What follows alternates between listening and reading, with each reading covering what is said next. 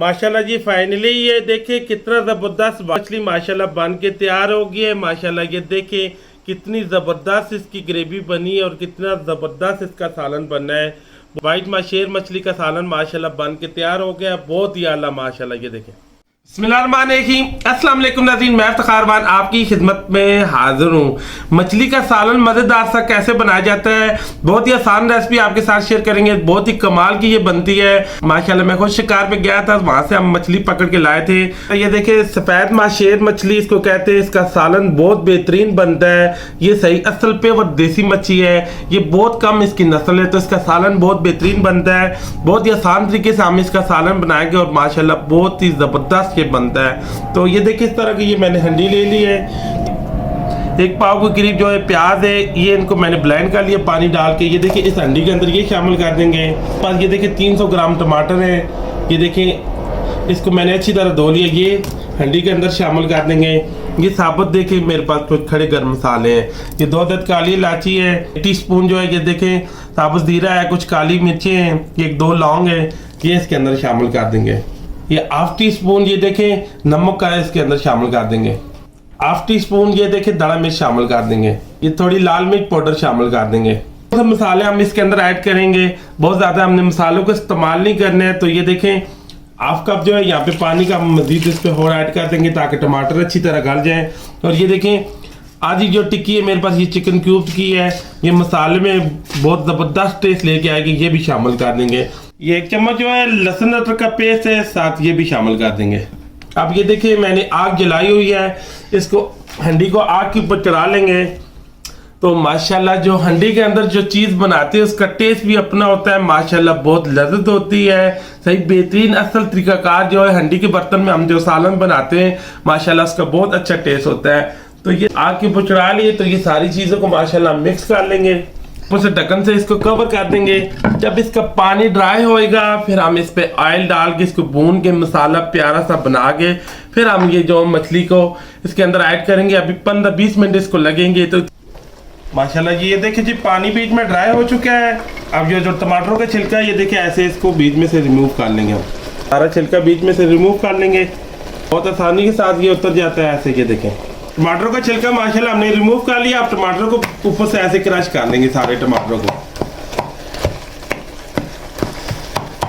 ये अच्छी तरह क्रश कर लिया। अब ये देखिए 1 कप मेरे पास कुकिंग ऑयल का है, यहाँ पे ये ऐड कर देंगे। इस टाइम पे आके ये देखिए 1 चम्मच धनिया पाउडर का है, ये ऐड कर देंगे। धनिया पाउडर इस टाइम पे आके आप ऐड करेंगे, फिर वो जो मसाले का टेस्ट है बहुत प्यारा आएगा। अब यहाँ पे हम देखें 10-15 मिनट मजीद हम इसकी और बनाई करेंगे ताकि जो प्याजों का कच्चा पानी है वो भी खत्म हो जाए और लहसुन का भी कच्चा पानी खत्म हो जाए।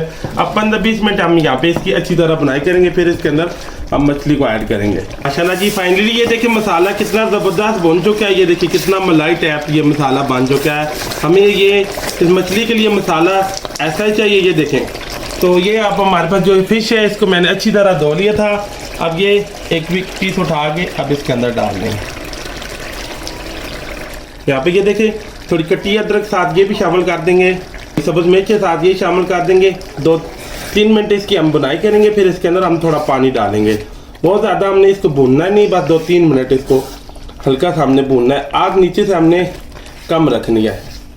ये माशाल्लाह ये देखिए हमने 2-3 मिनट इसको भूनना है। हमने इसको बहुत ज़्यादा भूनना नहीं, फिर ये टूट जाएगी। अब देखिए ये मेरे पास 2 कप बॉयल हुआ पानी है, अब ये इसके अंदर ऐड कर देंगे। ये देखें अब देखते हैं इस पर पानी कितना डलता है। मिक्स करेंगे क्योंकि हमने थोड़ा इसकी ग्रेवी रखनी है। ये देखें बस इतना पानी इसके अंदर काफ़ी है।